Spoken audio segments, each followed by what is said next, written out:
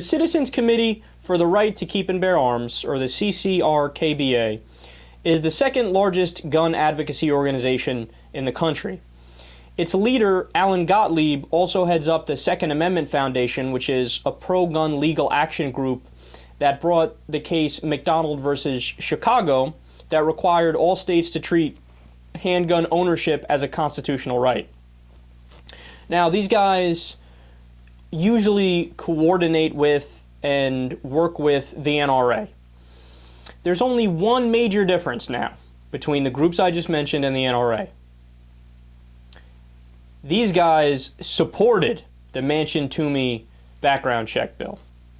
So in a recent publication of The Gun Mag, a very liberal publication, as you can tell, there's an article written by former NRA board member Dave Workman that surgically takes apart the NRA's opposition to the background check bill.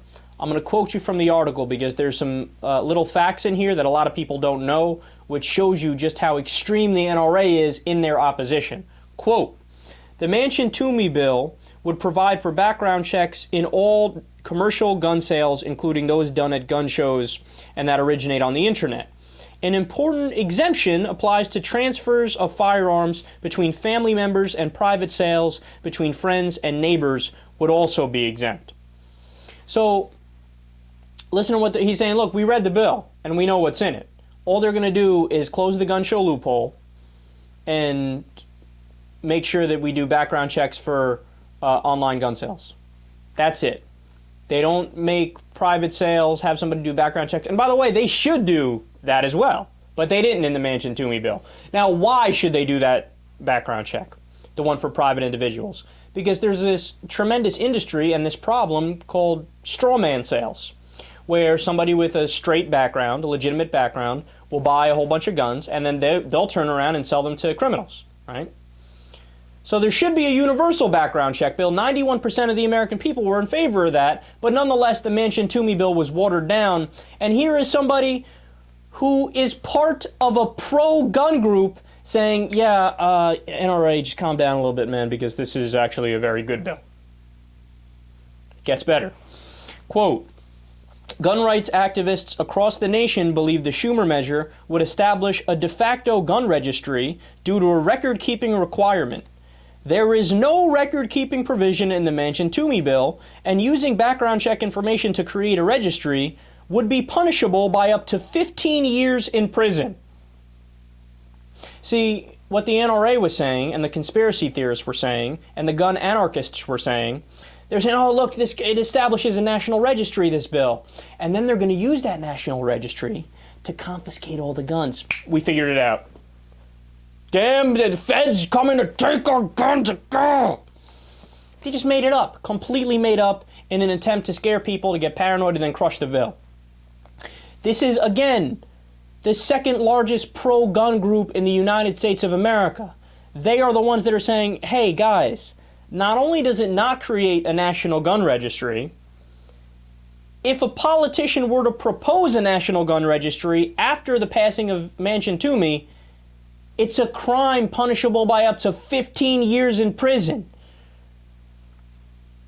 In the bill, they went out of their way to go over the top to make sure that even the most extreme people would shut up and be in favor of it. But it didn't matter because the NRA, the most extreme group, and the conspiracy theorists said, no, we're on to you. It's all a game, and you're still trying to take away all our guns. Man, these guys are pathetic. And by the way, should there be a national gun registry? Yes, of course there should be. You know what it would actually be used for? It would be used to track when somebody commits a crime with a certain gun. How dare we want to help the FBI and the CIA and police officers in trying to crack down on crime? But these Looney Tunes are against it because they think the second they do a national gun registry, they're going to come and confiscate all the guns. Man, you have to have your head shoved so far up your ass to think that. When we couldn't get an assault weapons ban passed, we couldn't get a high-capacity magazine weapons ban passed, we couldn't get a universal background check bill passed, we couldn't get a watered-down background check bill passed, but somehow, after we get a national gun registry, it'll be hunky-dory for Obama to go knock door to door and take everybody's guns back.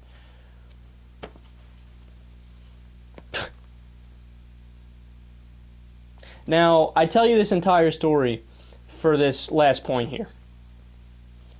Look who's creating our public policy. The people who have the biggest conflict of interest. The gun manufacturers who make money from the sale of guns are the ones that are setting our public policy on guns. Now, why do I say that? Because the NRA is funded by the gun manufacturers. The gun manufacturers tell the NRA, your job is to buy the politicians and let them know you don't vote for any gun legislation. Even if it's the most mild, vanilla, moderate, watered-down background check bill that just makes it so that suspected terrorists can't walk into a gun show and buy a gun without a background check, you vote no. How much has money corrupted our politics when it is the people who have the biggest conflict of interest, the gun manufacturers, setting the gun policy? Now, while this example is clear and it's horrible on guns, I don't even want to get into right now because it'd be a 2-hour-long discussion. The exact same thing is going on in the banking industry. Never mind every other industry we have in the United States of America.